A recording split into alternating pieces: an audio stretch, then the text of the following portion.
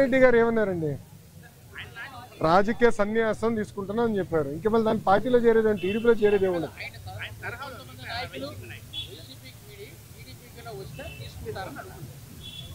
అది case by case will decide.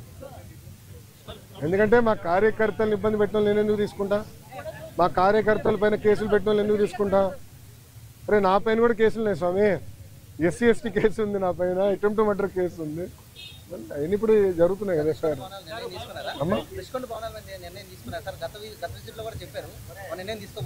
తీసుకోవాలమ్మా. ప్రజలకు open చేయమంటారా? చూడాలేమో ప్రజలు కూడా. ఒక 3 నెలలు ఓపెన్ చేద్దాం.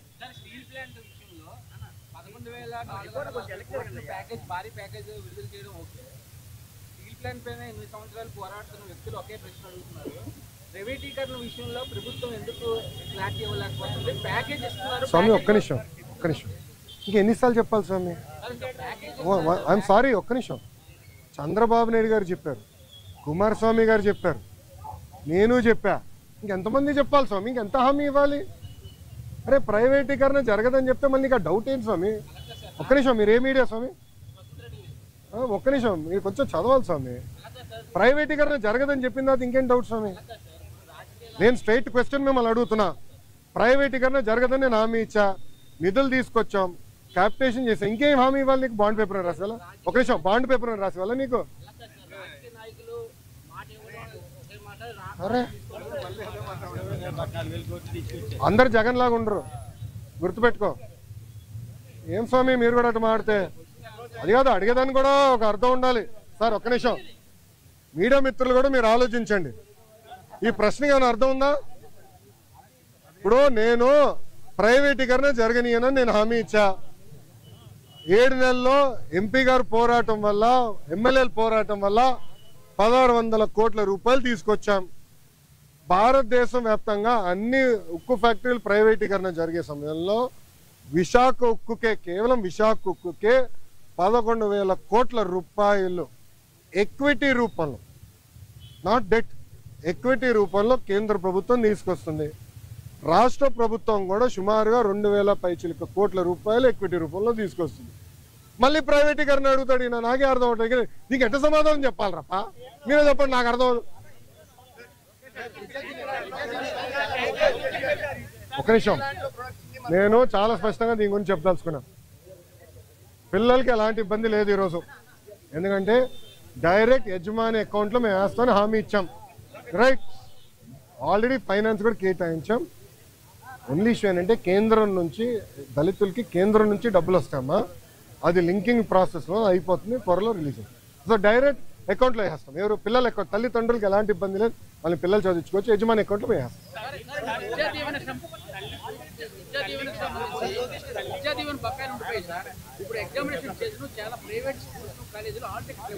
ఒక్క నిమిషం, ఎవరు ఇవ్వట్లేదు నాకు చెప్పండి, కఠినంగా యాక్షన్ తీసుకుంటా. ఒక్క నిమిషం, నేను యాక్షన్ తీసుకుంటా. ఒక్క నిమిషం, నేను యాక్షన్ తీసుకుంటా. ఒక్క నిమిషం అమ్మా, నేను పూర్తి చేయనండి సార్. ఆగండి సార్. సార్ మీరు వినండి.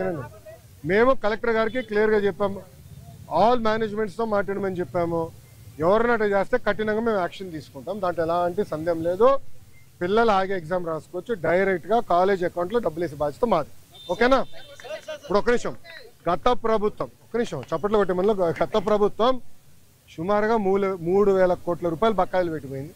ఎందుకు పెట్టారో వాళ్ళని అడగండి, కోడిగుడ్డుని అడగండి ఒకసారి. ఎందుకు బకాయిలు పెట్టిపోయినాడు? 3,000 కోట్ల రూపాయలు మేము కట్టాల్సిన అవసరం, కడతాం, టైం పడుతుంది. ఇంకా ముందర ఇయర్ రెగ్యులరైజ్ చేయాలి, బకాయిలు కూడా ఫేజ్డ్ మేనర్గా మేము చెల్లిస్తాం. ఓకేనా?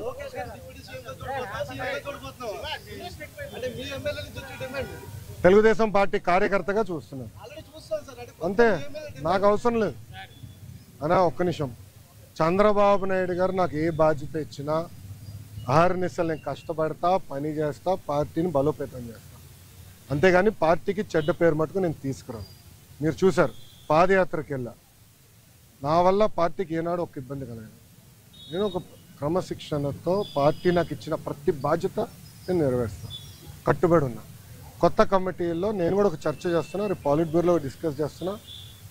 ఒక వ్యక్తి ఒక పదవిలో 3 టర్ముల కన్నా ఎక్కువ ఉండకూడదు నేను వ్యక్తిగతంగా నమ్ముతాను. అది నా వ్యక్తిగత అభిప్రాయం, పార్టీ అభిప్రాయం కాదు, నాయకుల అభిప్రాయం కాదు, నా అభిప్రాయం. లోకేష్గా నా అభిప్రాయం. నేను కూడా ఈసారి నేషనల్ జనరల్ సెక్రటరీగా ఉండకూడదని నేను భావిస్తాను. ఎందుకంటే 3 టర్మ్లు నేను అక్కడనే ఉంటున్నాను. వేరే వాళ్ళు కూడా అవకాశం రావాలి. గ్రామ పార్టీ నుంచి పార్టీలో మూవ్మెంట్ పాలిట్ బ్యూరో వరకు రావాలనేది నా లక్ష్యం, నా ఆలోచన. రైట్ ఆర్ రాంగ్ అది పెద్దలు నిర్ణయిస్తారు, నా ఆలోచన అది. అందుకే ఈసారి నేను కానీ రాము కానీ, మళ్ళీ రాము అంటే ఏడుస్తారు వైకాపా వాళ్ళు. ఎందుకు ఏడుస్తారు నాకు తెలీదు. రాము ఏమో నన్ను అన్నంటాడు, నేనేమో రాము అంటాను. ఇద్దరే. సో రాము కూడా మొన్న రాము నేను కూడా మాడుకున్నాం. దావోస్లో కూడా లంచ్ చేస్తుంటే మేము మాడుకున్నాం. సో రాము కూడా ఏదన్నా నేను కూడా వేరే దానికి వెళ్దాం, వేరే వాళ్ళకి అవకాశం ఇద్దాం, పార్టీలో మూవ్మెంట్ రావాలని మేము అనుకుంటాం. ఓకేమా, థ్యాంక్ యూ. ఏంటన్నా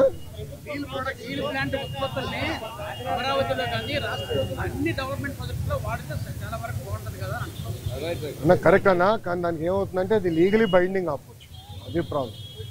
అంటే రేపు ఇప్పుడు ఓపెన్ మార్కెట్ ఉన్నప్పుడు ఏమవుతుందంటే రేపు ఎవరన్నా కోర్టుకు వెళ్ళి ఒకటి కేసు ఇస్తారు, ఇంకో వాళ్ళు ₹1 తక్కువ ఇస్తున్నారండి, ఫినిష్డ్. అడిగే వాళ్ళు గొడవలు అవుతాయి, ఆ ప్రాబ్లమ్స్ ఉన్నాయి. అది కూడా డిస్కస్ చేసాం. అది టెండర్ ప్రాసెస్ ఫాలో అయిపోతే మళ్ళీ అందరూ ఇబ్బంది పడతాం. ఓకేనా, హ్యాపీనా? All question answer. సాక్షి కూడా రాలా, నెక్స్ట్ టైం పట్టుకురండి, సాక్షిని. నేను ఎక్కడ ఉన్నా కదా, ఏం మరో సాక్షి టీవీ నేను రాలా.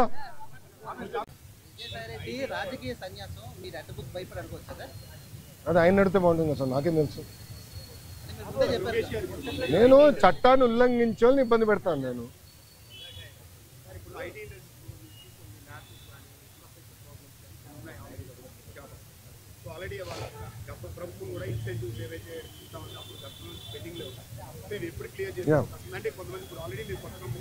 ఎస్ అన్నా, ఇప్పుడు నేను ఆల్రెడీ వాళ్ళందరితో టచ్లో ఉన్నా. వాళ్ళు అడిగిన బేసిక్ కమ్యూనిటీస్, ఇప్పుడు బస్సు అడిగారు, తెలుగుదేశం పార్టీ కార్యకర్తగా చూస్తున్నాను అంతే, నాకు అవసరం లేదు అన్నా. ఒక్క నిమిషం, చంద్రబాబు నాయుడు గారు నాకు ఏ బాధ్యత ఇచ్చినా అహర్నిశలు నేను కష్టపడతా, పని చేస్తా, పార్టీని బలోపేతం చేస్తా, అంతేగాని పార్టీకి చెడ్డ పేరు మటుకు నేను తీసుకురాను. మీరు చూశారు, పాదయాత్రకి వెళ్ళా, నా వల్ల పార్టీకి ఏనాడు ఒక ఇబ్బంది కలగదు. నేను ఒక క్రమశిక్షణతో పార్టీ నాకు ఇచ్చిన ప్రతి బాధ్యత నేను నెరవేరుస్తాను, కట్టుబడి ఉన్నా. కొత్త కమిటీల్లో నేను కూడా ఒక చర్చ చేస్తున్నా, రేపు పాలిట్ బ్యూరోలో డిస్కస్ చేస్తున్నా. ఒక వ్యక్తి ఒక పదవిలో 3 టర్ముల కన్నా ఎక్కువ ఉండకూడదు, నేను వ్యక్తిగతంగా నమ్ముతాను. అది నా వ్యక్తిగత అభిప్రాయం, పార్టీ అభిప్రాయం కాదు, నాయకుల అభిప్రాయం కాదు, నా అభిప్రాయం, లోకేష్గా నా అభిప్రాయం. నేను కూడా ఈసారి నేషనల్ జనరల్ సెక్రటరీగా ఉండకూడదని నేను భావిస్తాను. ఎందుకంటే 3 టర్ములు నేను అక్కడనే ఉంటున్నాను. వేరే వాళ్ళు కూడా అవకాశం రావాలి. గ్రామ పార్టీ నుంచి పార్టీలో మూవ్మెంట్ పాలిట్ బ్యూరో వరకు రావాలనేది నా లక్ష్యం, నా ఆలోచన. రైట్ ఆర్ రాంగ్ అది పెద్దలు నిర్ణయిస్తారు, నా ఆలోచన అది. అందుకే ఈసారి నేను కానీ రాము కానీ, మళ్ళీ రాము అంటే ఏడుస్తారు వైకాపా వాళ్ళు. ఎందుకు ఏడుస్తారు నాకు తెలీదు. రాము ఏమో నన్ను అన్నంటాడు, నేనేమో రాము అంటాను. ఇద్దరే. సో రాము కూడా మొన్న రాము నేను కూడా మాడుకున్నాం. దావోస్లో కూడా లంచ్ చేస్తుంటే మేము మాడుకున్నాం. సో రాము కూడా ఏదన్నా నేను కూడా వేరే దానికి వెళ్దాం, వేరే వాళ్ళకి అవకాశం ఇద్దాం, పార్టీలో మూవ్మెంట్ రావాలని మేము అనుకుంటాం. ఓకేమా, థ్యాంక్ యూ. ఏంటన్నా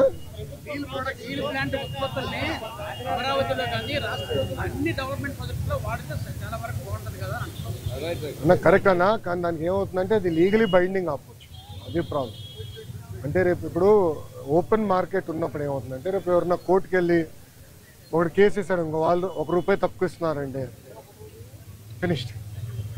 అడిగే వాళ్ళు గొడవలు అవుతాయి, ఆ ప్రాబ్లమ్స్ ఉన్నాయి. అది కూడా డిస్కస్ చేసాం. అది టెండర్ ప్రాసెస్ ఫాలో అయిపోతే మళ్ళీ అందరూ ఇబ్బంది పడతాం. ఓకేనా, హ్యాపీనా? All question answer. సాక్షి కూడా రాలా, నెక్స్ట్ టైం పట్టుకురండి, సాక్షిని. నేను ఎక్కడ ఉన్నా కదా, ఏం మరో సాక్షి టీవీ నేను రాలా.